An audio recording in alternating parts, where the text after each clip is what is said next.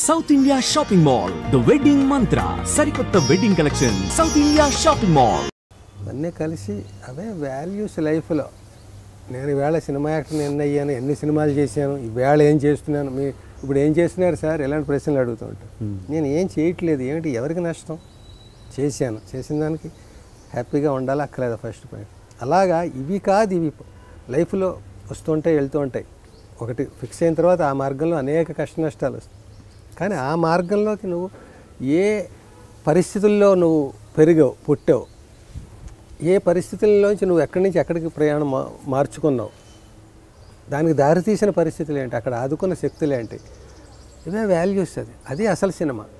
అక్కడికి వెళ్ళాక తెర మీద కనిపించే సినిమా కాదు. దానికి స్క్రిప్ట్ ఎవరు రాశారు, డైరెక్టర్ ఎంత హింస పెట్టి రాయించాడు, ఆ రైటర్స్ పాపం ఎంత స్ట్రగుల్ అయ్యారు, పంచులు ఏవయ్యా పంచులు కావాలంటే వాళ్ళు ఆ పంచుల కోసం ఎంత అవస్థపడ్డారు. ఇవన్నీ ఇప్పుడు లోనికి రాకూడదు అంటాడు హోటల్లో. ఎందుకు రాకూడదు, వాడేమో ఇది రుబ్బేస్తూ ఒంటి మీద బట్టలు లేకుండా నల్లగా ఒకడు వండి ఆ చెమట అంతా అందులో వేసేసి రుబ్బుతూ ఉంటాడు. అది చూస్తే ఎవడైనా తింటాడా? అందుకని లోనికి రాకూడదు అంటాడు. అందులో మిగిలిపోయింది నిన్నటి ఉప్మా అందులో వేసేసి టమాటా బాత్ ఇవన్నీ ఏవో కలుపుతారు వాళ్ళు. ధర్మవరం సుబ్రహ్మణ్యం అన్నాడు, ఫోన్ లేవే వాడు కూడా బతకాలి కదా, జోక్ అది. డాక్టర్ దగ్గరికి వెళ్ళాట, పెళ్ళాన్ని తీసుకుని తనకి కంప్లైంట్. డాక్టర్ చూశాడు, ఓకే ఏదో రాశాడు, నా ఫీజు 1000 రూపాయలు, ఈ మందులు కొన్నాడు. 1000 రూపాయలు చెయ్యిలా పట్టుకు వదిలేసాడండి అందట. పోలేవే వాడు కూడా బతకాలి కదా అన్నాడు. మెడికల్ షాప్లో కొన్నట్టు. ఆ మెడికల్ షాప్ కూడా ఆ డాక్టర్దే. డాక్టర్లు చంపేస్తారు నన్ను. ఆ మెడికల్ షాప్ కూడా వాడిదే, వాడు బామ్మరిదే ఆవిడదే. మందులు వాడు 2000 బిల్లు వేసాడు. అవ్వా దగ్గు జలుబుకి 2000 బిల్లా, పోలేవే వాడు కూడా బతకాలి కదా అన్నాడు. ఇంటికి వెళ్ళాక అవన్నీ డస్ట్బిన్లో పడేసేటాడు. అవ్వా 2000 3000 డస్ట్బిన్లో పడేసారు, పోలేవే నేను కూడా బతకాలి కదా. అలాగా అందరూ బతకాలి. 2 క్యాప్షన్లు అయ్యా నాకు. ఒకటి బాగా చిరాకు రప్పించేది, ఒకటి బాగా నచ్చింది. మనం జర్నీ చేస్తుంటే లారీలకి వాటికి వెనకాల రాస్తూ ఉంటారు, నన్ను చూసి నాకు చాలా అసహ్యమైన ఇది, నన్ను చూసి ఏడవగరా. ఆ లారీ మీద మన మీద పడిపోయేలా ఉంటుంది, ఆయన చూసి అందుకు ఏడవాళ్ళ మీద పడిపోతుందేమో. వాడి దృష్టి ఏంటి, నేను కొత్త లారీ కొనుక్కి వెళ్ళిపోతున్నాను ఏడవగా అన్నట్టుగా కుళ్ళిపోతామని. అది సాడిస్టిక్ ఎక్స్ప్రెషన్. అది నచ్చనిది. నచ్చిన బెస్ట్ క్యాప్షన్ ఒకటి ఉంది, కొన్ని ఆటోల మీద వాటి మీద రాస్తా, అందరూ బాగుండాలి అందులో నేను ఉండాలి. అంత కన్స్ట్రక్ట్ పాజిటివ్, అందరూ అన్ని సినిమాలు సక్సెస్ అవ్వాలి, నేను కూడా రియాక్ట్ చేయాలి. అది గొప్ప థాట్ అది. అలాగా ఈ దాంట్లో ఇది ఎంటర్టైన్మెంట్. నీ ఇంటర్వ్యూలో నేను కనెక్షన్స్ తెగిపోతూ మళ్ళీ అది ముడిపెట్టడం, అదే కావాలి.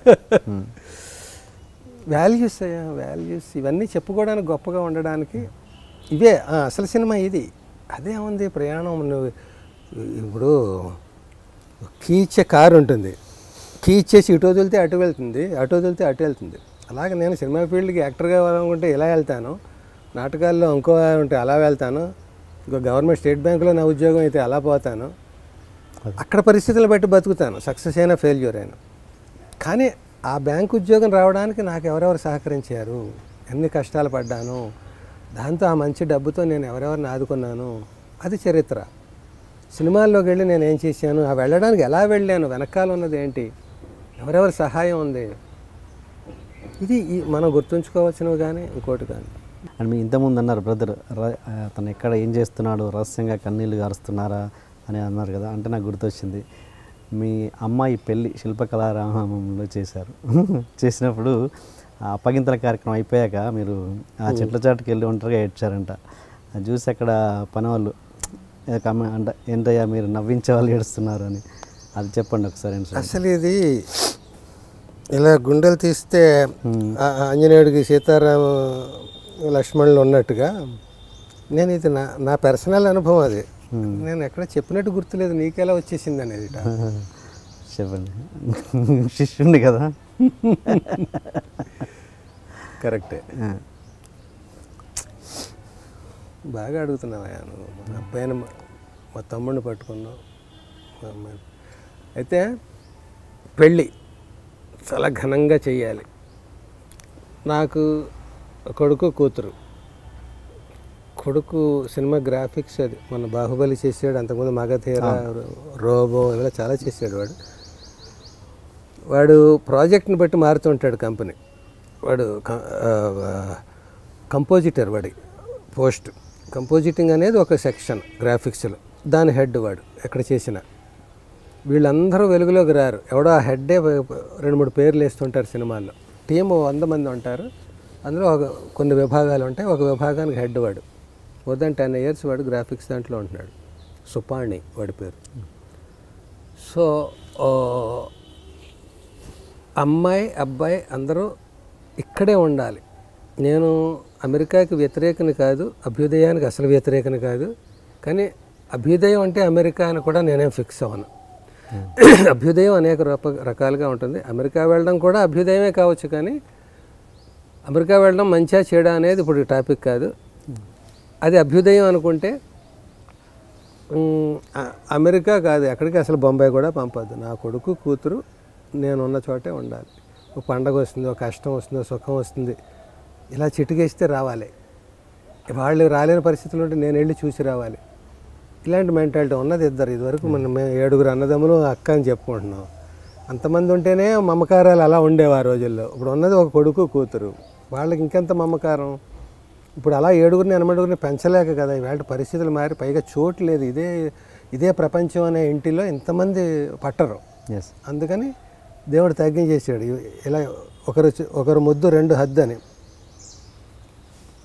ఈ ఒకరిద్దరినే పెంచడం కష్టమైపోతుంది. టార్గెట్స్ వెళ్ళిన అమెరికా దాకా పంపాలి. అమెరికాయే టార్గెట్ అయిపోయింది, ఏంటో అర్థం కాదు. ఓకే, ఏదైనా కాలమాన పరిస్థితులను బట్టి. మా రోజుల్లో బేకాం చదివితే వాడు బాగా బతికేస్తాడు, వాడికి అకౌంట్ ఇది వచ్చేస్తుంది, ఇంకోటి వచ్చి బేకాం ప్రతి ఇంట్లో 7 అన్నదమ్ములు అయితే 6 బేకాములే.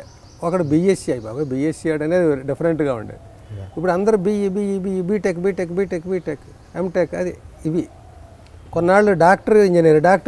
ఇప్పుడు డాక్టర్ లేడు, ఇంజనీర్. ఎందుకంటే అమెరికా వెళ్ళాలంటే డాక్టర్ కంటే ఇది ఈజీయో మరి ఏంటో. ఓకే, అనేక వృత్తులు ఉన్నాయి, అనేక అవసరాలు ఉన్నాయి, అనేక విలువలు ఉన్నాయి, అనేక అవసరాలు ఉన్నాయి.